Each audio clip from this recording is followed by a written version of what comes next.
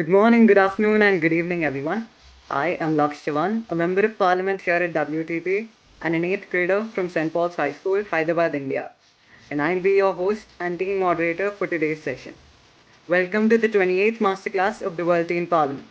For those of you joining us for the first time, these masterclasses are our dedicated spaces of direct mentorship, where we bridge the gap between our youthful visions and the real world expertise of global leaders.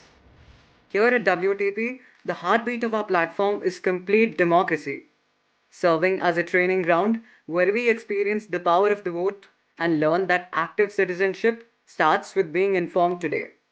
And that brings us straight into the topic for today's session.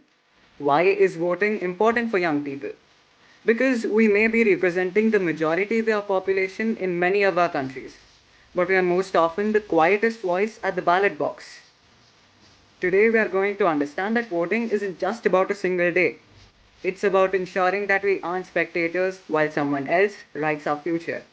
To help us navigate this, we are privileged to be joined by Honorable Angel Khanyile, Member of Parliament from South Africa, who works daily to champion the rights of youth and women.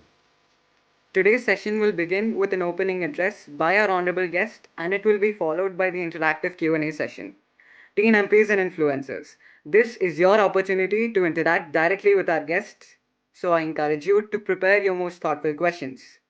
Now, to officially welcome our guest and set the stage for today's session, I now invite MP Fatima Binti Riaz to deliver the welcome address. Fatima, the floor is yours. Please go ahead. Good morning, good afternoon, and a very good evening to our distinguished guest and my fellow parliamentarians joining us from every corner of the globe. I am MP Fatima, a grade 9 student at Lucent Global School, Anantnag, Jammu and Kashmir, India. And it is not just a pleasure, it's truly an honor for me to welcome you all to the 28th Masterclass of the World Teen Parliament. I would like to begin with a sincere appreciation to Blood World for creating this incredible global platform because this is not just a space for interaction. It's a space where young minds don't just listen, they engage, they question, and they grow. And that's exactly what makes this moment very important for us. Today, as we come together to discuss why voting is important for young people, we are not just talking about a process, we are talking about power. Because voting is not just a right, it's a voice that represents the ideas, the choices, and the future we want to build. And to guide us through this important conversation, we're truly honored to have with us Honorable Miss Angel Khanyile, Member of Parliament from South Africa, representing the Democratic Alliance.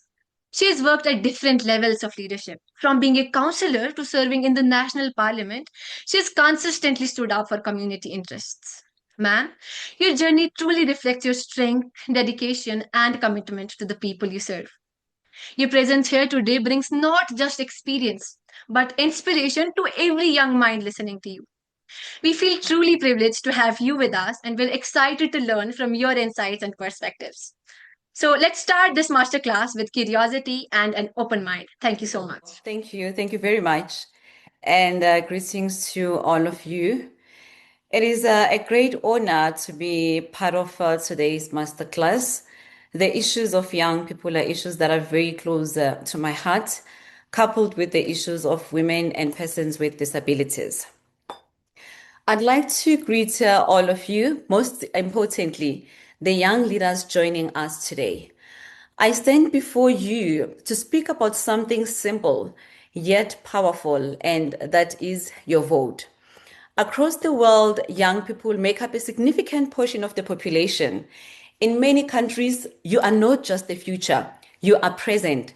Yet, despite your numbers, your voices are often underrepresented where it matters most, and that is at the ballot box. Voting is more than a civic duty. It is a declaration. It says, I am here, I matter, and I will shape the direction of my country. Let us be clear, voting is power. For generations, people have fought, marched, and even died for the right to vote.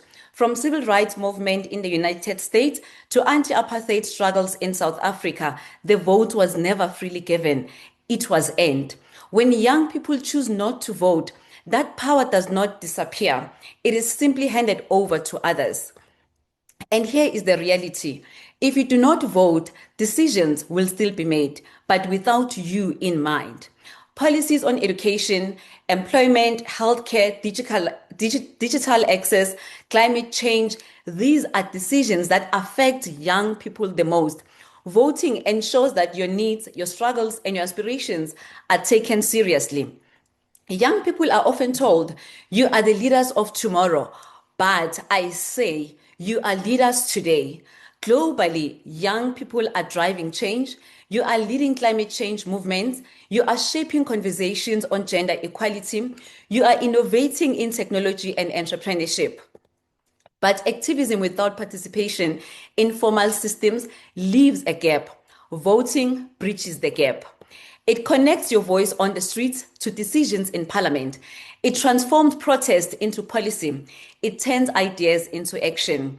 When young people vote in large numbers, government listens differently, political parties campaign differently, and priorities shift.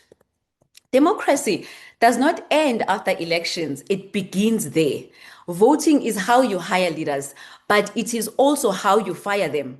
When leaders know that young people are watching, engaged, and ready to vote, they are more likely to deliver on promises, address youth unemployment, invest in education and skills development. A disengaged youth population creates space for poor leadership.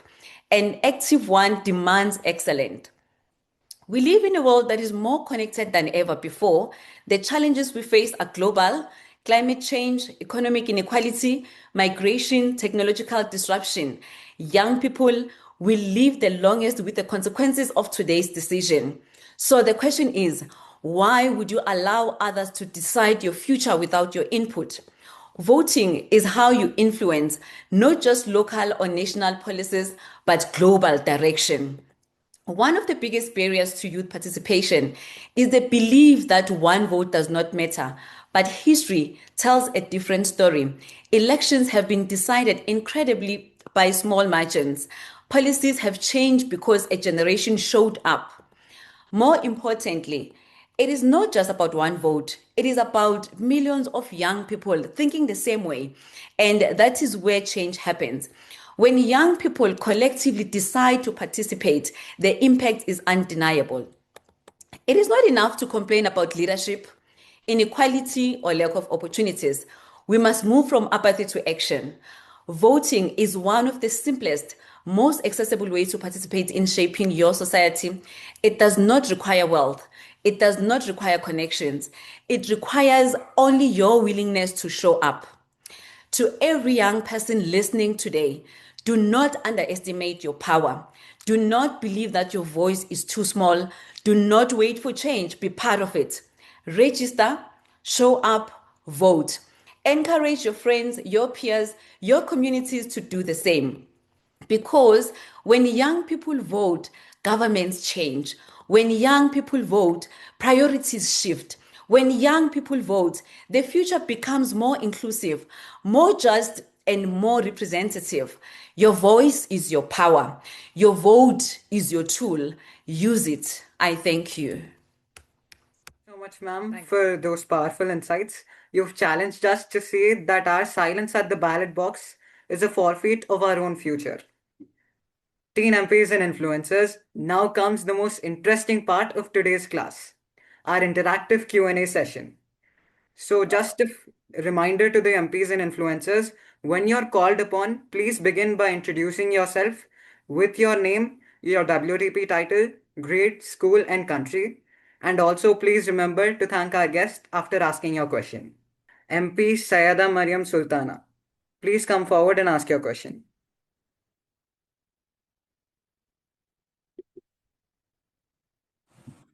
Greetings everyone, I am Sayyida Mayum Sultana, a ninth grader from MS Creative School, Hyderabad and India. So my question is, can we truly expect young people to value voting if they don't see their realities reflected in the decisions made by those they vote for? Thank you.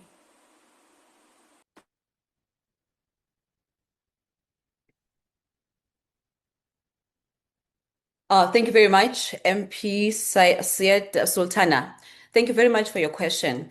Definitely. I think one of the reasons why we do not see changes, it is because young people have given up in being actively involved in politics. Because as I have said during my speech, that when you do not show up to vote, you are giving away your rights to make decisions, and you're allowing other people to make a decision on your behalf. But if you show up, you are more likely to be able to influence even the decisions that are being made. Because you must also remember, members of parliament, when they are in parliament, they are mandated by members of the public to represent them. And that is why it is so important for us all the time to go back to the ground and consult with members of the community to find out exactly what they need, what issues they need us to be driving in parliament, what legislation they need to be changed in parliament. I have indicated previously, or during the introduction, it was indicated that I serve in the portfolio committee of women, youth, and persons with disabilities. Same with the work that, equally with the work that I do in that portfolio. More often, I go to the ground, meet with the women, meet with the persons with disabilities, and meet with the young people to find out about their issues. You will definitely see the difference if you start voting, number one. Number two, if you start holding those in government accountable. How do you hold them accountable? You have a right to send them questions. They have email addresses that are publicly available. You have a right to also send them questions through your public representatives that are also representing you in parliament. And when they realize that young people now are finally finding themselves, are finally finding their voice, that is when you're going to see the difference. But you just cannot sit and give up. Giving up is definitely not an option. You need to stand up and take part in politics. Thank you so much for that clear answer, ma'am. Moving on, I would like to invite MP Andrea Nungeri. Please come forward and ask your question. Good morning, good afternoon, good evening. My name is Andrea Nungari. I'm an MP in the 5th World Teen Parliament. And my question to our speaker today is, how shape not just national politics, but global future the young people will inherit? Thank you. Like I have indicated before, young people, they need to form part of structures. We have in our different countries structures where young people can voice out their concerns. And it is very important that young people form part of those structures, ensure that they are actively involved. And over and above that, they must make sure that they are registered to vote, they go and vote so that their voices can be shared. When they do that, like I've indicated previously, I have mentioned that when they raise their concerns through the public representatives are going to be escalated nationally. And we have structures also in your United Nations where leaders from different countries meet and discuss issues from different countries. Recently, we just had a G20 summit that was held here in South Africa, where presidents from various countries were also in attendance to discuss issues that are very important affecting their different countries. But all those things before the G20 summit, there were different stakeholders that met. I remember there were young people that have met in our country, women met in our country, various stakeholders met because they wanted to ensure that in every discussion that was going to take place at the G20 summit, their concerns are going to be addressed there. So it is very important for young people to take part in these activities. I thank you. Thank you, ma'am, for that answer. We have received a few questions from our audience members as well. So I would like to ask the question on their behalf. As a young member of parliament, what challenges did you face in being taken seriously and how did you overcome them? Thank you very much. Honestly, I can say I was one of the fortunate few members of parliament because when I joined parliament, there were structures in place. I'm a member of Democratic Alliance. We have our structures in place, that we have policies that are in place. So for me, what is more important was to ensure that I drive the policies of the party in every portfolio that I am deployed to. When I joined parliament, I was serving in the portfolio committee of social development. That was in the 5th Parliament. In the 6th Parliament, I was serving in the Portfolio Committee of Home Affairs. And in the current Parliament, like I've indicated, I'm with the Women, Youth and Persons with Disabilities. I have not faced any difficulties. I have received all the support that I needed from all the chief whips that we have had, from all my colleagues. And we have structures within the party where, if there are challenges or the things that you don't understand, there's a people that you can always reach out to and ask them. And we also have internal trainings that are always taking place. So I would say I'm one of the lucky few that I've never encountered any challenges. I thank you. Thank you so much, ma'am. Moving on, I'd like to invite MP Devansh Kumar to come forward and ask his question.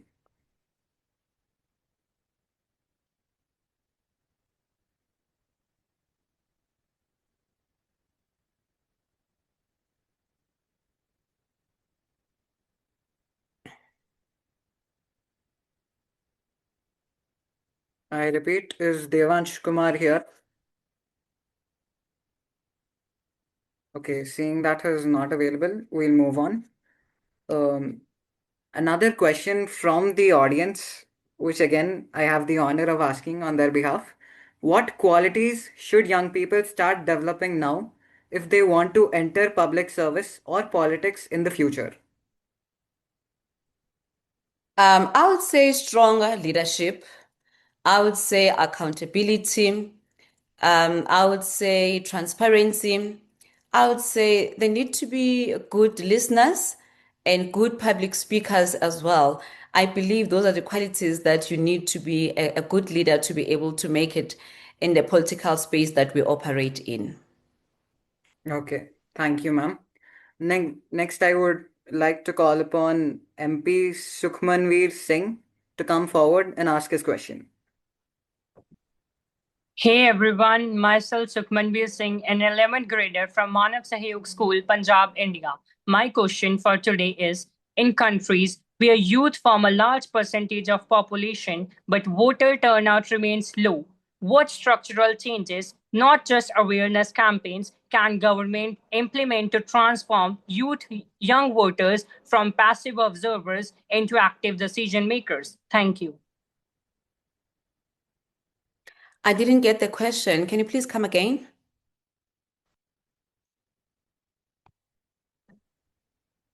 Yeah. In countries where youth form a large percentage of world population but voter turnout remains low, not structural changes, what structural changes, not just awareness campaigns, can governments implement to transform young voters from passive observers into active decision makers? Okay, I think what is more important is for us for the government and for us as leaders to go on the ground and speak to young people. But at the same time, we need to ask ourselves if young people are willing to listen. Because each and every time when there's election in various countries, I do believe that there is message that goes out to young people and encourage them to form part of elections, encourage them to form part of different structures. I do believe that there are certain things where government can also do so much. We bring information to yourselves, we come and mobilize young people, we come and speak to them, but at the end of the day, each and every person has an individual decision to make. Maybe what the question that you as young people will need to ask yourself when we leave this platform is, of all the advices that you have received, of all the communication that you have received, are you willing to listen? Number one. Secondly, are you willing to take part in the different structures that are available within your countries? Because you cannot simply give up on when you realize that things are not changing within your countries, when you know very well that you have done absolutely nothing to try and change those systems that are within your countries. For you to be able to witness the structural changes, you must form part of those structures. Make your voice heard, raise your voices over and over again. Like I have indicated before, hold those in government accountable. Only once you have done that, you can say the system is not working. Have you tried to test the system? Have you tried to go out and vote? Have you tried to be part of the structures? Have you tried to hold your leaders accountable? Because being a young person, it does not mean that you are voiceless, because the government cannot address your issues without you. For the government to understand better what young people needs, you need to come forward and indicate that these are our challenges. If the government can look at 1, 2, 3 challenges, we will be happy as young people. But if you are sitting at home and folding your arms, chances are things are just going to stay the same. I think that is why we decided to have this discussion, to encourage young people to take part in elections, encourage others as well, and ensure that you raise your voice. You can never keep quiet, because your future does not require you to keep quiet. I thank you. Thank you so much, ma'am. Another question from the audience from an influencer, Suryaveer Singh Bhatia, is facing a technical glitch. So I'll ask his question. What impact does AI have on the future of youth as it is coming into power very quickly? Do you believe AI can form a future government? Thank you very much for that question. I believe that now that we are moving into the fourth industrial revolution, AI is going to form a big part of our lives. But I do not see AI governing in the near future or in any time, because AI is fed by people. There are people that are feeding information into the AI. So there's definitely no way where we're going to experience a season where AI is going to govern any country. And I'd like to re-emphasize again that let us all stand up as young people. All of you go and register to vote and ensure that you form part of shaping your different countries. Thank you so much, ma'am. Next, I would like to invite MP Tirtha Guntupalli to come forward and ask a question. Good evening, ma'am. I'm Tirtha Guntupalli from grade 10. My question for today is, how can leaders and communities rebuild trust and make young people feel that political participation truly matters? Thank you. I think the only thing, or one of the things that leaders can do to ensure that young people trust them again, number one, is to ensure that they are accessible. I believe that young leaders or young people, they are looking for leaders that are accessible, leaders that they can speak to and raise their concerns. And secondly, you need leaders that are going to be available and be with you on the ground as well. And over and above that, after they have listened to you, you need leaders that are going to escalate your issues to proper platforms in parliament, and where there are instances of legislation where it needs to be changed, I believe that will need to be attended to. Thank you. Thank you so much, ma'am. A question from Miss Sugandh Amal from the audience. How can schools better prepare students to be active democratic citizens? I think that one is a very difficult one. If I were to make legislations honestly for different countries, I would say political education needs to form part of a curriculum. Because if young people could be educated from schools about how important their vote is, I believe that I was going to move us forward. But right now, I think schools maybe will need to allow politicians to be able to have meetings with young people, especially in high school, the young people of voting age, so that leaders can speak to them and tell them about the importance of voting. Because if a young person is not voting, that young person is throwing their future away. Because this means, as I've indicated in my opening speech, you are allowing everybody else to make decisions for you. Then does this mean you trust those people so much to make decisions on your behalf? Because what's also important, you must research different manifestos of different political parties as well as their policies, and then find a political party that you think can best represent your interest. I thank you. Thank you so much, ma'am. A question from Devansh Kumar, a student of grade 8. During the February 2020 parliamentary exchange, where you spoke about alleged gender-based violence. You took a strong public stance. How do you think young leaders can navigate situations where moral conviction and parliamentary decorum must coexist? Parin, may you come again? Okay, yeah. During the February 2020 parliamentary exchange, where you spoke about alleged gender-based violence, you took a strong public stance.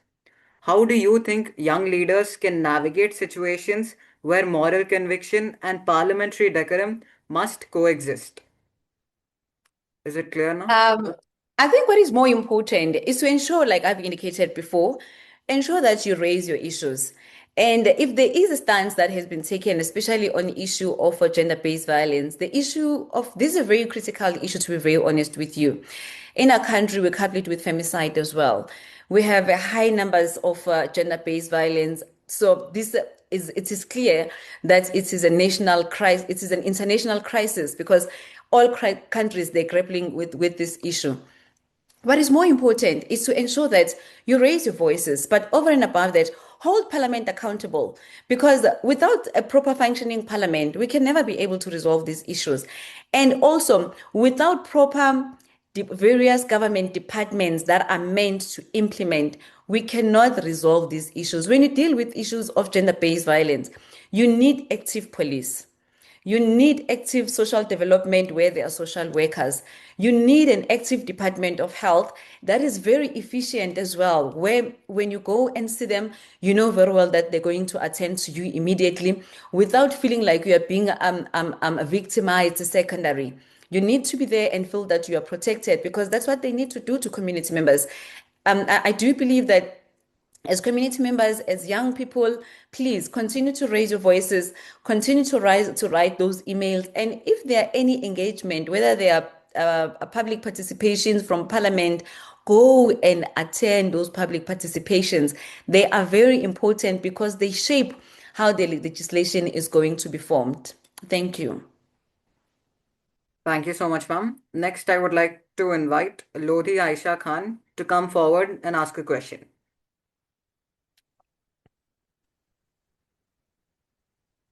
Hello, ma'am. I'm Lodhi Aisha Khan from Class 8, an MP from MS Creative School, Hyderabad, Telangana, India. And my question to you is, if young people choose not to vote today, who gains the power to decide the future policies that will shape their lives tomorrow? Thank you. Like I have indicated to you, there is no country that is going to stop functioning because young people did not vote. For every person that has voted, it means you are handing over your power over to them.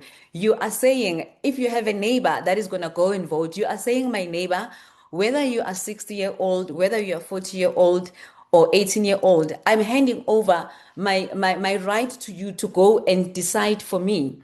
And let's say it is people between the ages of 35 and 60 years that are going to go and vote. Chances are, when there's consultations from Parliament as well that are coming to the ground, it is those people that are going to attend those consultations.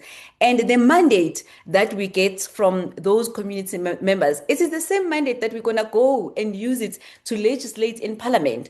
And you are nowhere to be found. So it is very important that you form part of these engagement, of these consultations, of the elections as well, so that you can be able to influence how policies are going to be shaped. Thank you. Thank you so much, ma'am. Another question from the audience. What is one truth about being a member of parliament in Cape Town that news cameras never show, but every young aspiring leader should know?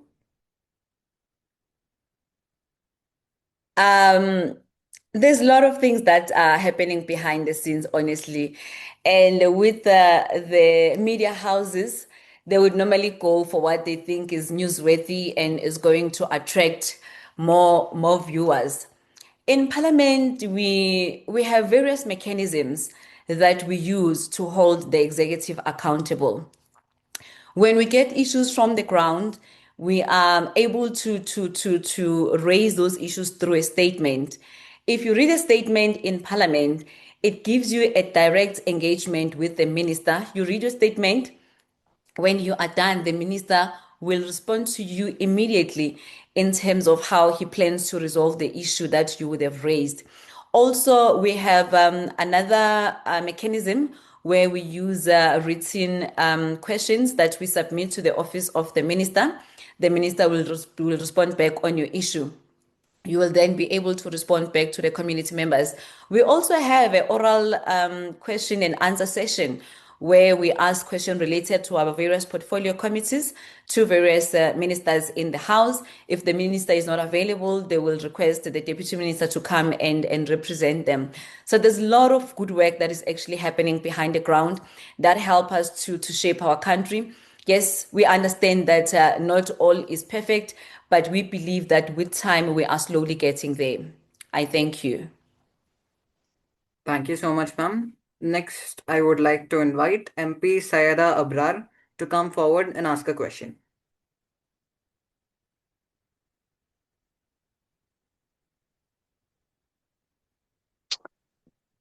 Hello everyone, I'm Sadia Brar, an influencer from Radiant Public School, Jammu and Kashmir. And ma'am, my question for you is that what was that one moment that made you truly believe in the power of single vote? I was raised by a single mother, and being raised by her taught me a lot of things about strength, about resilience. I would like to invite MP Fatima Binti Riaz to come forward and ask a question. Once again, greetings everyone. My name is Fatima and I'm an MP at the 5th World Teen Parliament and a grade 9 student at Lucent Global School, Anantnag, Jammu and Kashmir, India. And my question to our guest, Honorable Miss Angel Khanyile, is that politics is often seen as a battleground. So how do you maintain your empathy and your authentic self in an environment that often demands rigid toughness? I view politics as a battleground of ideas more than anything else, where you will find people from different walks of life, from different backgrounds that are going to have different views.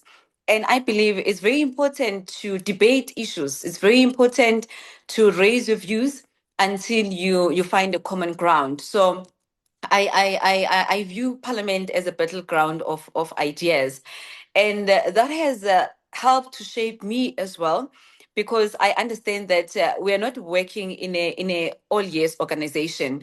You will always find people that feel differently or view things differently from how you'd want to view them, and it's always acceptable. But what is important is to find a space where you are going to be able to air your own views, your own concerns as well, because like myself, I come from a very rural constituency.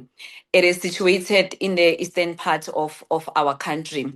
We have lots and lots of challenges, from your unemployment, especially amongst young people, lack of access to information, lack of access to resources, education where it's still a challenge. We have some learners that are unable to access education because they are unable to get access to funds as well. But when you get to Parliament, you are able to raise those concerns. We are slowly trying to find ways to address those issues as well.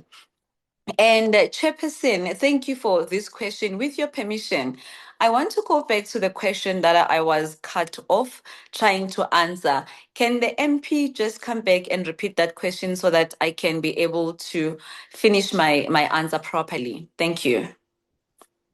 Just to confirm, was it the question regarding the power of a single vote? Yes, yes. Okay. So I'd like to invite MP Sadia Abrar to come forward and ask her question once again.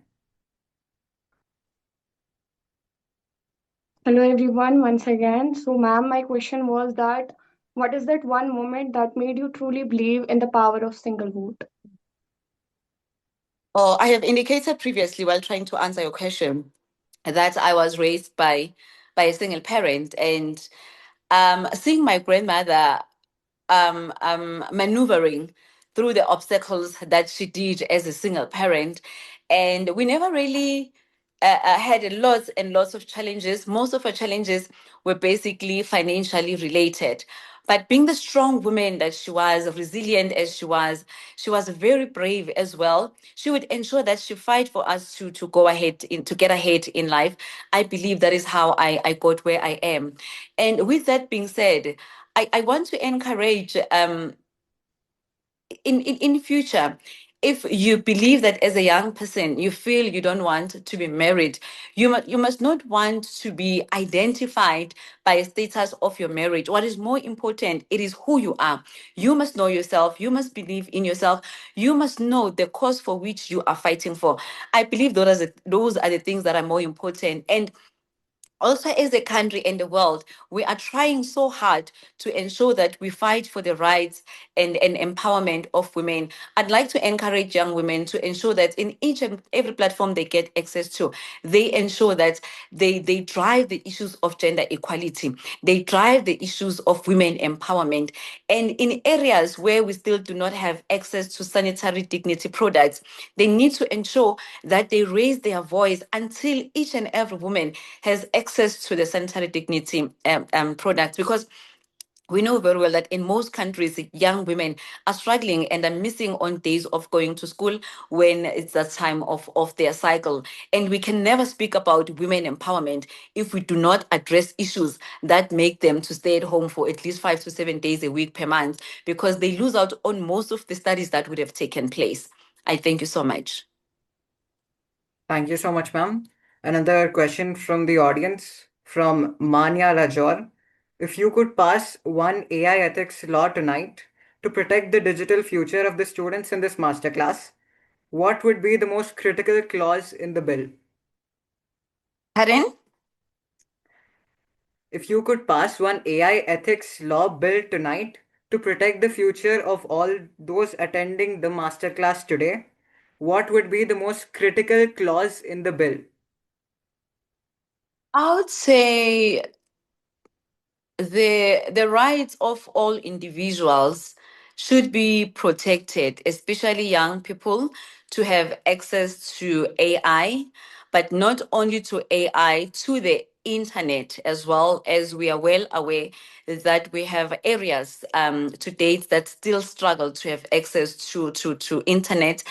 I would champion for government to ensure that access to internet, to Wi-Fi is compulsory, because in areas where young people do not have access to internet, majority of those young people are left behind.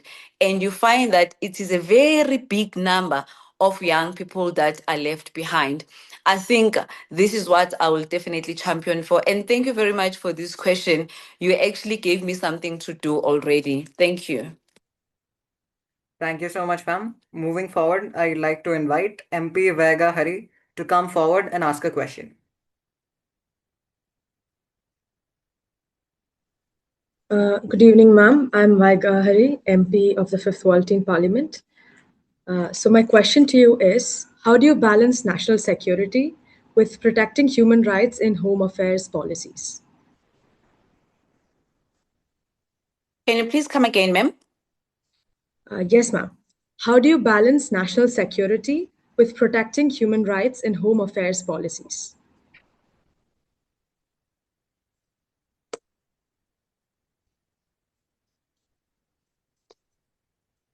Okay, I am not in Home Affairs, but like I've indicated that I used to serve in Home Affairs in the 6th Parliament.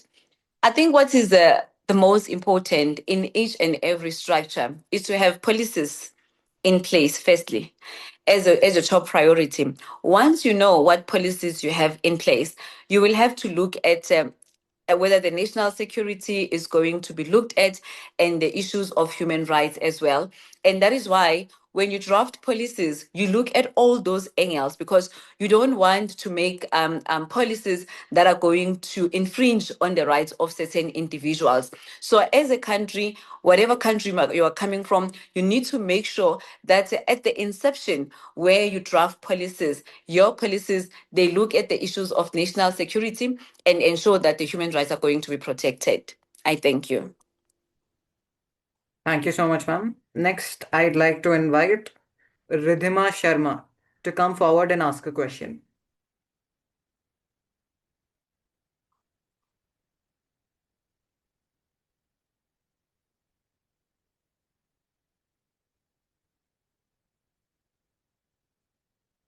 I believe Ridhima is facing a technical issue, so I'll just ask her question. How can young students like us start preparing for a career in public service and serve the countries in the future? I think how you can do that, it is best that you consult with your teachers in your various institutions of learning so that they can guide you properly in terms of what subjects you may need to register. I think it starts at school. It starts if you have an interest. It starts with you speaking to your teachers so that you can get proper advice. I really don't think that all countries are using the same approach. So that you can be able to get proper advice in your various countries, please speak to your various teachers and indicate to them that you are interested in politics. You see yourself as a future member of parliament or as a future president. So I'd like them to advise you with regards to what subjects they believe you need to take up. Thank you.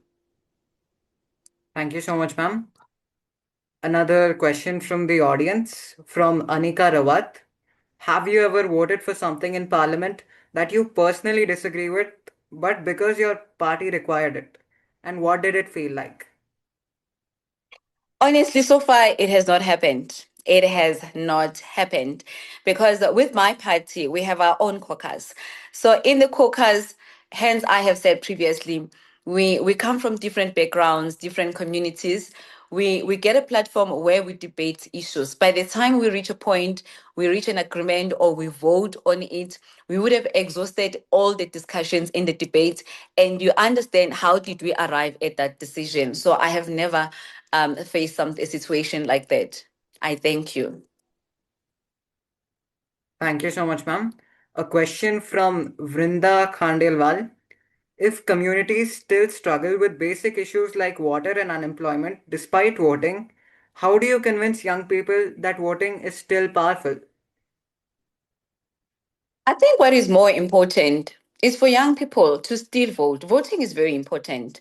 But hence, I have indicated before, go and check the manifestos of the political party that you'll be voting for.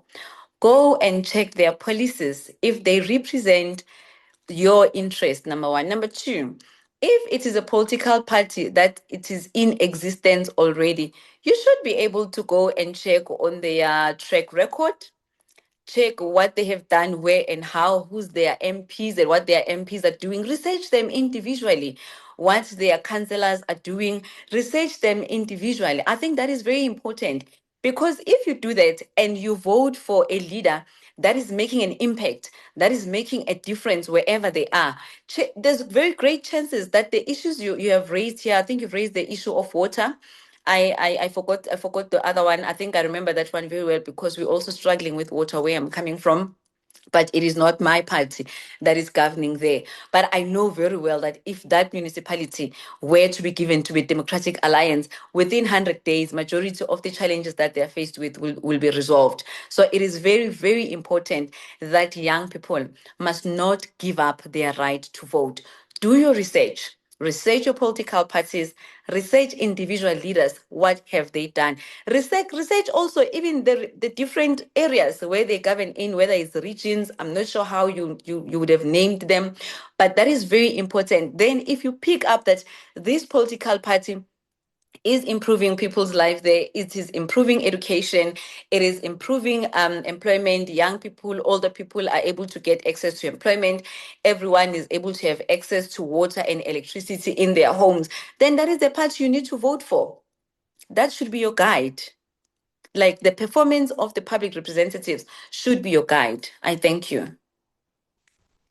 Thank you so much, ma'am. A question from Lavik Sharma. You've mentioned that many issues you raised in Parliament didn't get enough attention. So, does voting really guarantee change, or is there a gap between voting and actual action? Can you please come again? Okay. You've mentioned that many issues you raised in Parliament didn't get enough attention. So, does voting really guarantee change, or is there a gap between voting and actual change? It does bring change, even though in some areas the change will come slower than in other areas. Let me give you an example. I have mentioned to you that where I'm coming from, we are struggling with water. And an issue that I believe that it was man-made, because there is a project that was given to a certain contractor. They're supposed to refurbish a water treatment plant. Ever since these contractors started working in that project, community members, they go for months, if not weeks, without water. For a longest time, I have raised this issue with the Minister of Kokta. I have raised it with the Deputy Minister of Water and Sanitation, and my colleague also, who sits in the portfolio of water and sanitation, has been driving this issue through the mechanisms I was talking about earlier, the statements. I was talking about writing questions and raising questions in Parliament.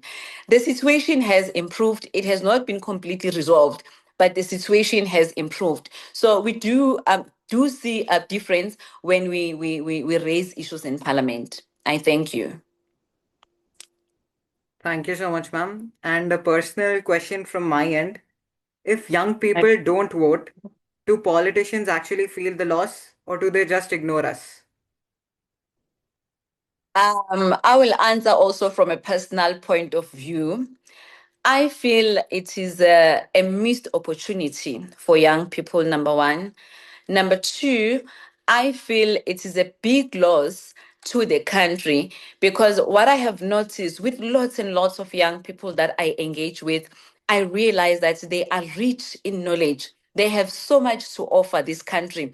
But now what they do, they decide to disengage. But can you imagine if young people were going to say, we are now going forward, we are charging forward, we want to vote, we want to raise our voices in different structures, we are going to mobilize ourselves and form structures, call it whatever name you want to call it, speak about issues that are affecting young people in each and every district, each and every region, each and every municipality, and draft a letter, a memorandum, send it to your public rep and send them and say, please take this letter to the minister that is responsible for young people and tell the minister that we are tired of being unemployed. We are tired of sitting at home. At least they would find a voice. And also, you can find that they also have solutions to their challenges. In the same letter, they can indicate in our area, we feel that our area is rich in agriculture. Can you please ensure that we get proper training on agricultural matters, we get proper funding as well, maybe collaborate with the Department of Agriculture, collaborate with the Department of Land Reform, so that we can get land that is given to us that we can work on. But without young people coming forward and raising their issues and maybe proposing possible solutions, I think young people are missing out on an opportunity that is going to change their lives. Thank you so much, ma'am. Moving forward, I'd like to invite MP Shafia Iram to come forward and ask a question.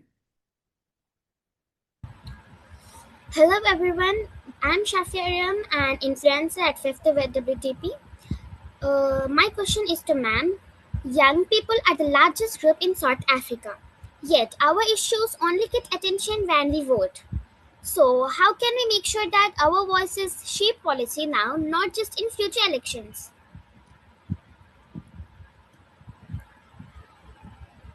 Like I have previously mentioned, without you as young persons raising your issues may not get attention, because we also have different leaders. Use different platforms or mechanisms that are available to you. If you have parliament that comes to the people, they normally will have a program that say, taking parliament to the people. Attend that program, raise your voice there. If you don't have that program, get the email address of the minister you want to raise your issues with, or rather yet, of the secretary of a portfolio committee of the issue that you want to raise. But all I know with us in our country, we are trying to make a difference. with young people, we meet when I'm working in my constituency, I meet with young people oftenly to get their issues. Right now, we have an agency that we work with in our portfolio. We are actually oversighting them. It is a National Youth Development Agency, NYDA. You can maybe later Google it. It is responsible for empowering young people through giving them grants. Young people can get grants of up to 100,000 rand that they can use to start their businesses. They now also have a platform where they're trying to link young people with businesses that have open vacancies. When businesses have open vacancies, they send those vacancies to NYDA, then NYDA try to link them up with the young people. There is progress that is being made, and honestly, we do not only go to young people when it is voting season. And we have witnessed that young people are a largest portion of the population. Even in our country, we are battling to see them going to the voting stations, and it's very important that they vote. But even if they are not voting, we are trying to fight for them, we are trying to work for them, we are trying to show them that this is a government that care about them. But we also want to encourage them to go out and register and ensure that they vote as well when the voting day comes. Thank you so much, ma'am. As we are nearing the end of the session, we'll take the last question from Maheshwari Kevin. Please come forward Okay. and ask your question.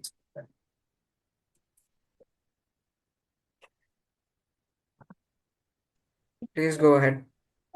As a member of multi-party women caucus are the primary goals your committee is prioritizing for 2026 to improve economic opportunities for women. Can you please come again?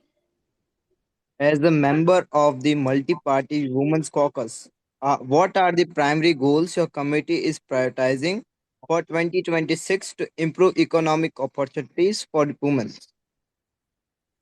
At the moment, what we are doing, because we want to see women being empowered. Previously, we also spoke about gender-based violence. There is a research that was done in our country, and it was discovered that majority of women are stuck in abusive relationships because they are unemployed, and most of them, they rely on their abuser to provide for them. So one of our priorities is to ensure that we empower women by ensuring that they have access to job opportunities, they have access to business opportunities.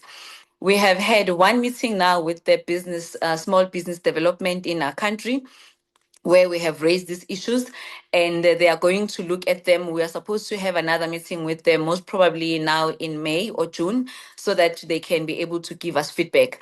But what we have done is definitely to engage the Department of Small Business. I think once we are done with the small business, we are going to move to other departments, because we have a Department of Trade and Industry that is also responsible of funding businesses, and we believe not young persons, women, they need to benefit from that, but young persons as well, as long as they qualify and they meet the criteria. Everyone who meets the criteria must be able to have access to government assistance and in all various portfolios. I thank you. Thank you once again, ma'am, for answering our queries so clearly. This session has truly highlighted the power we hold as young leaders and has shown that our participation is the key to ensuring our voices are reflected in the policies of tomorrow. So before we conclude, I'd like to invite you to present your closing statement. Thank you. Thank you very much.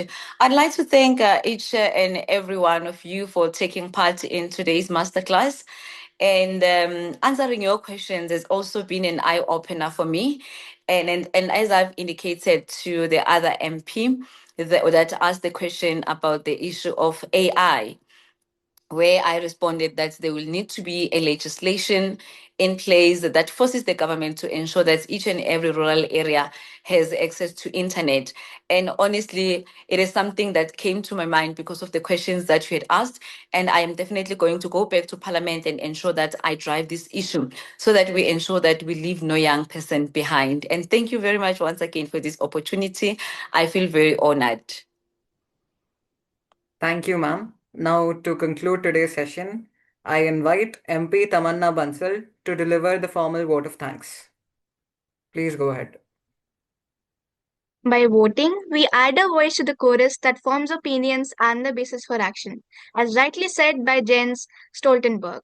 Honorable Angel Khanyile, thank you for this masterclass. Your journey from the Western Cape to the National Assembly of South Africa has been a masterclass in itself.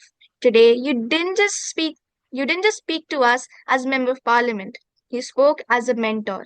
By breaking down why democracy is vital for young people, you have given us the tools to move from being observers to being stakeholders. Your work as a shadow minister reminds us that the strength of a democracy lies in accountability and that the youngest generation is the ultimate watchdog of that accountability.